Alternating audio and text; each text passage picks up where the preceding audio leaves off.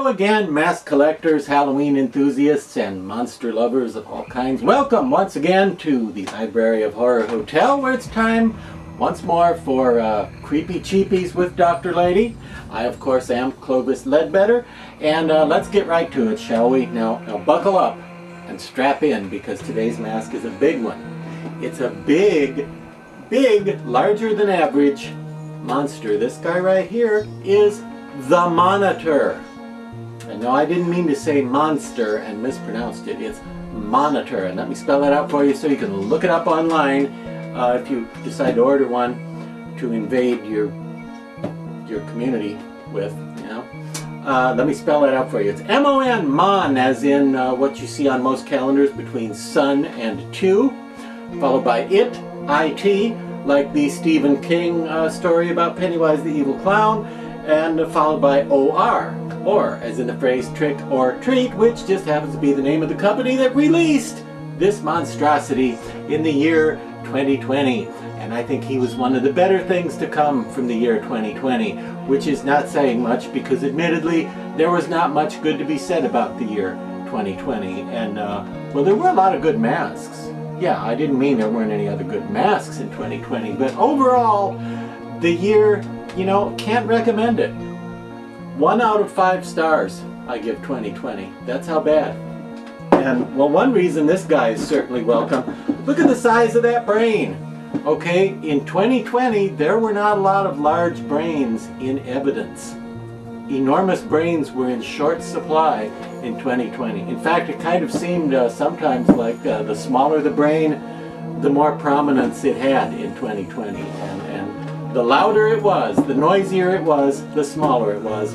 That was the case with a lot of brains in these United States in 2020. So happily, that was the year the Monitor came along with his enormous brain, and he's still here if you need his help. And by the way, he wishes to submit his credentials as far as what is it you want to do? He wants to run for Monitor of your planet.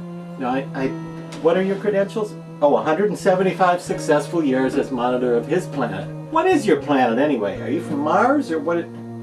No, I don't automatically assume every extraterrestrial I meet is automatically from Mars. No, I didn't mean that as a... What planet are you from? Oh, really? He says I couldn't pronounce it. All right then. What do you... With my disability? What do you mean with my disability? What disability do I have? Only one tongue. Well, I never thought of that as a disability, but all right. But we don't really have a monitor of this planet. Earth doesn't have a monitor. Well, the masses are being monitored, like every second of every day and night, but not by one central monitor, like you're thinking of yourself. No, who? Advertisers mostly. It's a strange system. No, it probably isn't as efficient as on your planet, but that's not the point. I'm really here with you today to tell them what a cool mask you are, and how you were sculpted by a humanoid called Chris Williams, and also to point out that, excuse me, kids, if you think this guy maybe looks familiar, that could be because you're thinking of this same mask because you bought one already. Could be one right there in the room with you as you're watching me, or could be that you're from his planet, whatever it's called, and you know, you saw 12 or 15 guys that looked a lot like him at the last family reunion last July. That's possible too. Or you could be, which is what I started out to say, you could be thinking of an old movie from 1955 called This Island Earth that had a kind of similar alien creature in it, the Metaluna mutant. Now this guy is kind of a Metaluna mutant redux, version 2.0 sort of. He could be a relative, but it was a look that was popularized in all sorts of printed science fiction back in the 1930s and 40s even. But the movie This Island Earth is kind of the one that made big brain-headed, bug-faced aliens kind of a famous classic sort of thing, and you may be thinking of the Metaluna mutant because he did have some blue in him and he did have a big brain, but other than that he was pretty different from this. He didn't have these big bug eyes, and he didn't have any ears at all, the Metaluna mutant, but similar, you know, kind of from the same, could be from the same planet. You could be from Metaluna. No, you're not. Okay, apparently he's not from Metaluna. No, you don't even know those people. Okay, okay, fine. Anyway, look at how nicely the monitor is painted for your scaring pleasure. And sometimes I fix these masks up, as you know, and I add some shading or add some definition with some airbrushed paint, or just do some detailing, highlights and shadows and such. I have not done anything to this guy. This is right out of the bag from Trick or Treat Studios in 2020. I have not done anything to him, and he looks this awesomely good straight out of the package from Trick or Treat in 2020. And again, he looks a little like the Metaluna mutant, but I think different enough that there's certainly room in the mask collection or the haunted house or whatever you're doing with masks. I think there's room for him and the Metaluna mutant, because I think he is such a strong character design and so beautifully sculpted and rendered, and such a nice piece. I think he's strong enough to stand on his own. Oh, did I say stand on his own?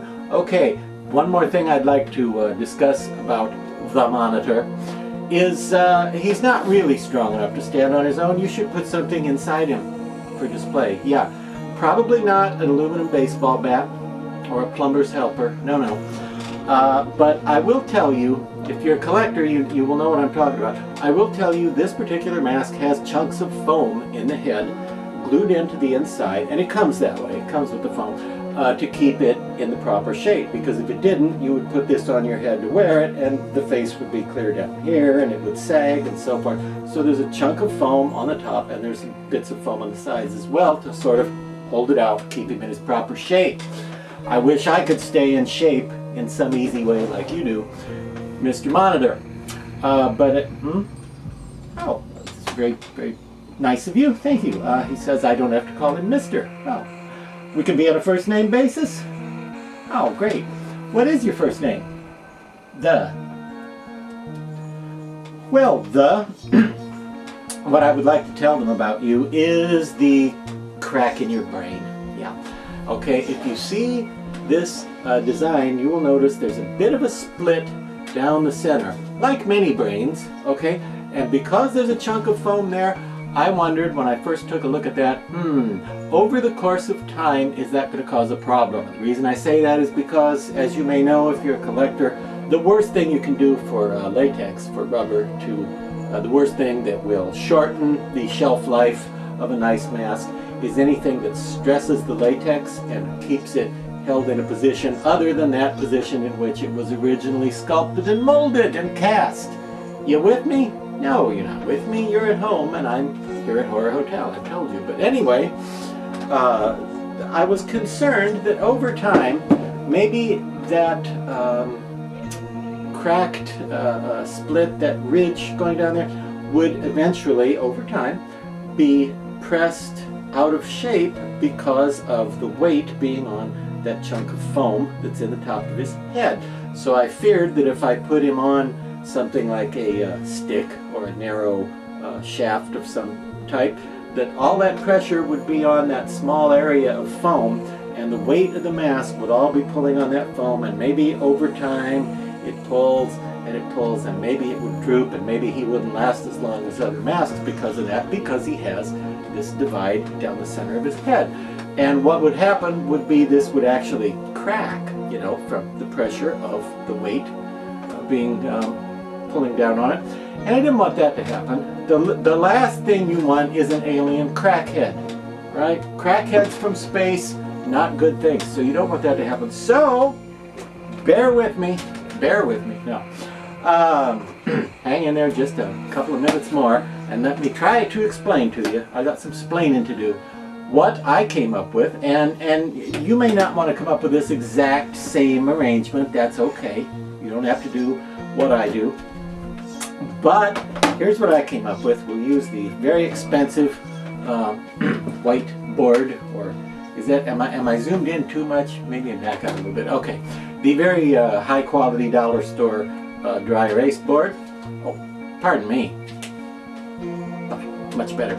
Now let's just say there's the mask, and this is not a drawing I'm submitting to any art contests or anything. I don't intend to enter this in any contests or win any prizes with it. But okay, there. Let's just say there's the rough shape of the monitor. Okay, and up in here there's a chunk of foam.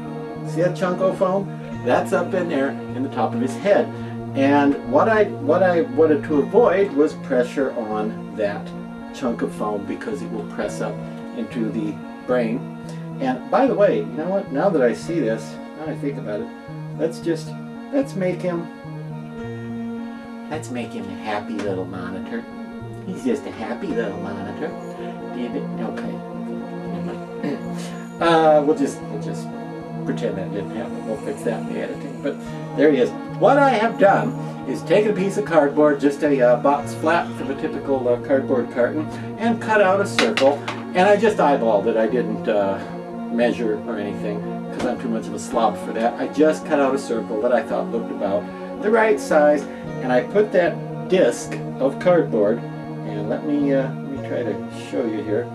There's an extremely poorly drawn indicator of a disc of cardboard. Okay, that is in there, and in this area here I have added in the brain a bunch of crumpled up, which will be represented officially by scribbles, a bunch of crumpled up plastic bags to carefully keep the brain out in shape. And do you want to see the foam on the sides? Okay, we'll put the, see, there's some foam, and then there's a chunk of foam over there too. We've got this in here so that the weight is distributed all over the big broad cardboard disc instead of the much smaller chunk of foam. And then what I've got him on, as you can probably see there, is a chunk of PVC pipe. Okay, and the PVC pipe is pretty wide, and this is pretty solidly balanced on there, so it's like a little tiny table, more than just having him on a post like you would a lot of masks. So I didn't want to take him apart and show you that, because it'll just look like a mess and you'll just see a chunk of cardboard and you won't really get it. I thought this method might be the way of expressing it with greater clarity for your viewing torture. But you see that? You can get this stuff at your local hardware store, and this is about $1.50 for a piece like this. This is, I think, 6-inch outer diameter. But you can get PVC pipe pretty cheaply, and they'll even cut it for you, or you can cut it yourself, or then you can sand the edges with a piece of sandpaper. It just takes a few minutes, and then you have him on that nice, solid, rigid piece of cardboard inside. And I think that will maybe prolong his shelf life and extend his existence as the mighty monitor. No, I keep telling you, they don't want a monitor on Earth. No, they're being monitored quite enough, far too much as it is. They're not going to buy it. Okay, he says you should still consider hiring him to monitor you, because why? Oh, well, no, it's true. You can't argue with a brain that size. He's got us there. He probably is a lot smarter than any of us Earth dwellers. But anyway, you can get a monitor mask like this for about $60, which I think is tremendous, from Trick or Treat Studios. About $60. And wow, tremendous good job from Chris Williams and Trick or Treat, and a nice paint job and a great mask. What more could you ask for? No, not you. No. Yeah, we're done. We're done. Oh, well, kind offer. Sure. Sure. We could go grab a bite somewhere. Have a pint of glug and eat some Sleemuff. What is Sleemuff? Sausage made from earthling. No, I don't think I'd care for that. And I'm not even going to ask what glug is. How do you feel about Burger King?